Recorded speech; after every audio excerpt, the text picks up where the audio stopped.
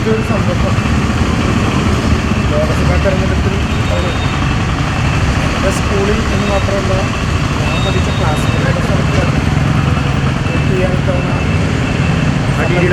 വിനിയോഗിക്കാൻ കഴിഞ്ഞു എന്നുള്ളത് സ്വാഭാവികമായിട്ടും പഴയ ഗൃഹാതുരത്വം കൂടി ഓർത്തെടുക്കാൻ പറ്റിയിട്ടുള്ളൊരവസരമായിട്ട്.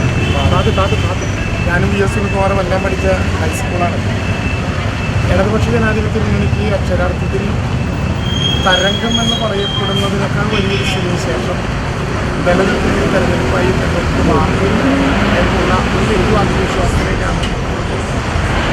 സ്വാഭാവികമായിട്ടും രാവിലെ ഈ നേരമെടുത്ത് പരിശോധിക്കുമ്പോൾ നമ്മുടെ ലോക്സഭാ കോൺസ്റ്റിറ്റ്യുവൻസി നല്ലതുപോലെ ആളുകൾ വോട്ട് ചെയ്യുന്നുണ്ട് എന്നുള്ളത് തന്നെയാണ് മനസ്സിലാക്കാൻ കഴിയുന്നത്. സ്വാഭാവികമായിട്ടും ജനാധിപത്യ പ്രക്രിയയിൽ നമ്മുടെ നാട് നല്ലതുപോലെ മുന്നോട്ട് പോകുന്നുണ്ട് എന്ന് അറിയാൻ കഴിയുന്നതിലുള്ള വലിയ ആഹ്ലാദത്തിലാണ് ഞങ്ങളെല്ലാം. ജനാധിപത്യ പ്രക്രിയ നിലനിർത്താൻ വേണ്ടിയിട്ടുള്ളൊരു തെരഞ്ഞെടുപ്പ് കൂടിയാണ്.